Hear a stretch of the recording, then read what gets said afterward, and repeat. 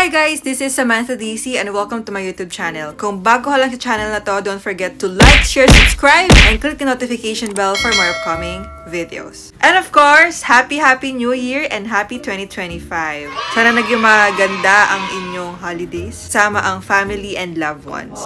So for today's video, mag-review tayo ng And the Breadwinner Is. And bilang tradisyon natin na nanonood ng sine every Christmas, eto na nga, nanood na nga tayo ng And the Breadwinner Is kasama ang buong family ko. Talagang inantay namin na makumpleto kami. Kasi inantay namin yung isa naming family na galing Hong Kong. And pinanood na nga namin siya. Tamang-tama dahil pang family movie talaga siya. Especially marami kaming kasamang mga kiddos. Ito kasing movie na to, family movie siya.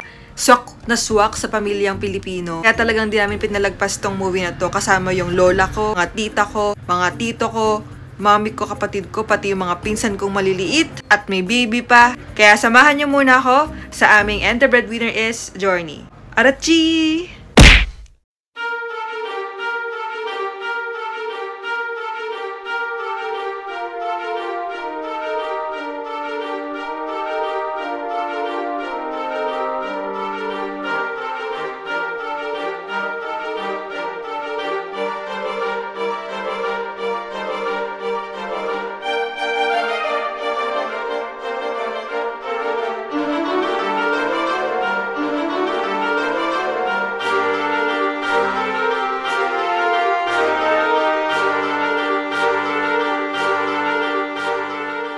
Susunod na balikbayan box.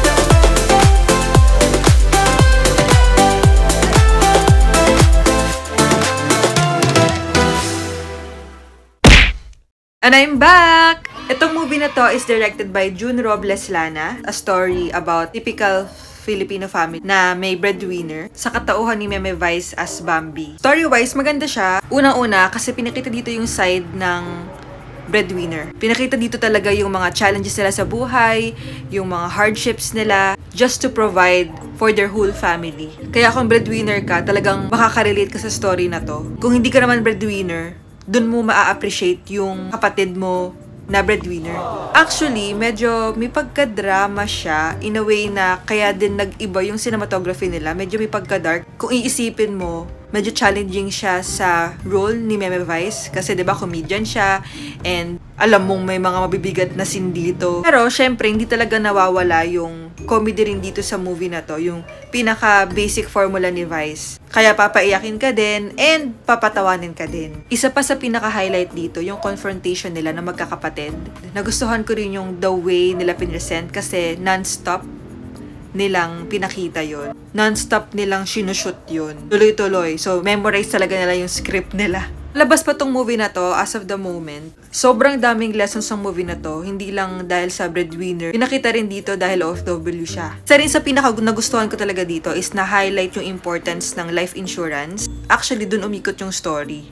Because I'm also a licensed life financial advisor, talagang nire-remind ng movie na to na sobrang importante ng insurance, lalo na kapag breadwinner ka, lalo na kapag yung family mo nakaasa talaga sa'yo. Kasi what if ikaw yung mawala one day? Paano sila mabubuhay? Paano nila ma-maintain yung nakasanayan nilang lifestyle? So, syempre, segue ko na rin, if you want to get the life insurance, message me.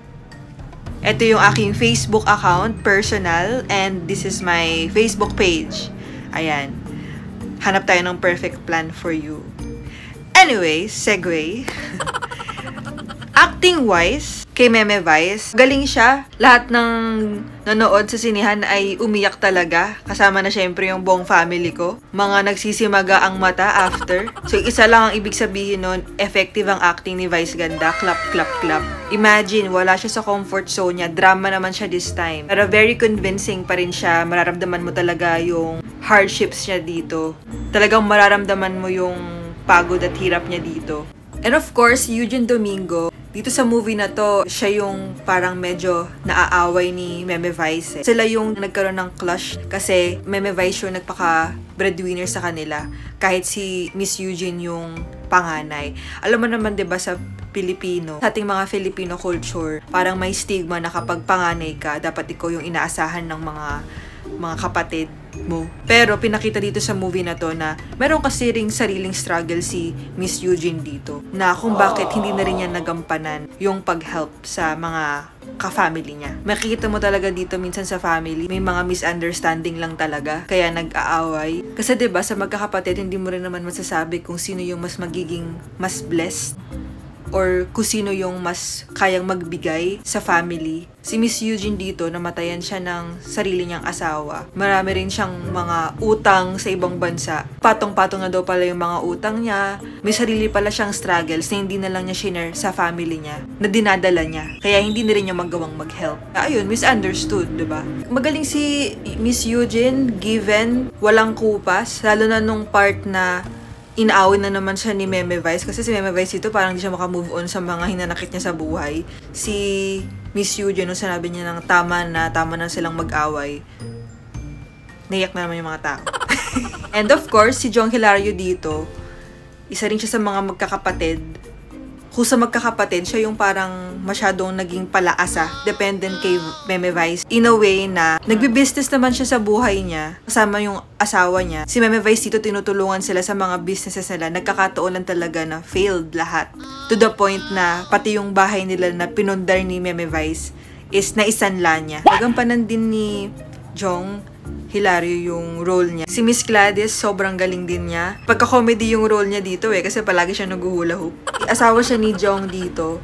And of course, bilang misis, nung nag-away-away sila ng confrontation, talagang pinagtanggol niya yung mister niya. Walang kupas yung acting ni Miss Gladys. Sobrang galing. Okay De Santos, okay din yung kanyang acting. Gay siya dito. Maris Racal and Anthony Jennings, magaling din talaga sila pala umacting, no? Kasi pag pinanood mo siya, makakalimutan mo na may issue sila. Oh, no! Very natural yung acting nila. Talagang makikita mo na may future sila sa career nila. Of course, yung parents nila dito, Miss Malu de Guzman and Mr. Joel Torre. Lalo na yung scene nila ni Meme Vice, nung nanay niya, kasi may Alzheimer siya dito, si Miss Malu de Guzman. Kaya, yung mga tao, nag-iyakan din dun sa part na yun. Kasi hindi niya kilala si Bambi dun sa scene na yon, pero kinakikwento niya na may anak siya na si Bambi, kay Bambi. Parang common siya na nangyayari lalo na kapag may mga parents na yung mga tao na may Alzheimer. MC and si Lassie, comedy sila dito. May pasabog pa silang dalawa dito, panoorin nyo na lang.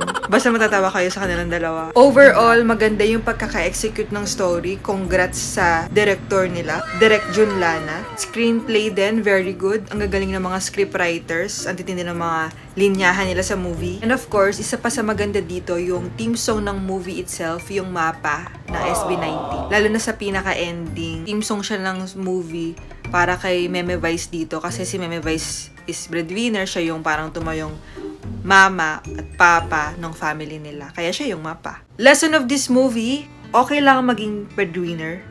Lalo na kung ikaw yung may kakayahan mag-provide sa family. Or ikaw yung pinaka-blessed or mas maraming opportunity to provide. Kasi para tayo yung ginroup ni God by group. Para tayong ginroup per family na kailangan may magtayong leader. Pero syempre kapag breadwinner ka, huwag nating hayaan na umasa lang lahat palagi sa'yo. It's very important that you teach them how to fish as well. Yung mga tinutulungan mo, for example, na mga kapatid, kailangan nag-grow din sila para dumating yung time na magtutulungan kayo to provide for your family. Sabi nga ni Miss Regine Velasquez, ang pagiging breadwinner dapat natatapos din. Na syempre, yung mga taong tinutulungan mo, dapat dumating din sa time na kumilos din sila and mag-grow. Siyempre, di ba, may sarili ka ring life. Yung pagtulong sa parents, hindi talaga siya obligation, pero we do it out of love. And hindi siya natatapos. As long as nabubuhay tayo, we always want to provide for them still. Siyempre, alam naman natin na kapag ang parents natin darating sa point na tatanda sila, kailangan nila ng mga maintenance, medications, nandun lang naman tayo forever to help. Lalo na kung wala naman na silang kakayahan to work and to earn money, diba?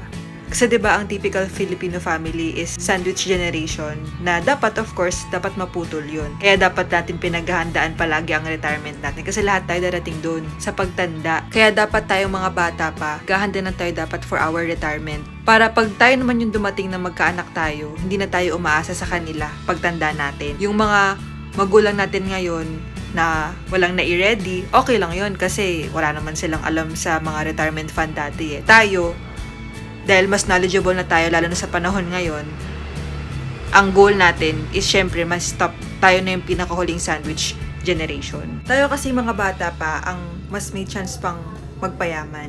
And of course, as a breadwinner, kailangan alam mo rin kung saan napupunta yung pera mo. Lalo na diba kapag OFW ka, tapos nagpapadala ka ng pera sa Philippines, kailangan na make sure mo talaga na yung kung ano man yung pinupundar mo, like dito sa movie, bahay, talagang pag-uwi mo, may dadatnan kang bahay. And another lesson is that kailangan talaga may life insurance ang bawat isa.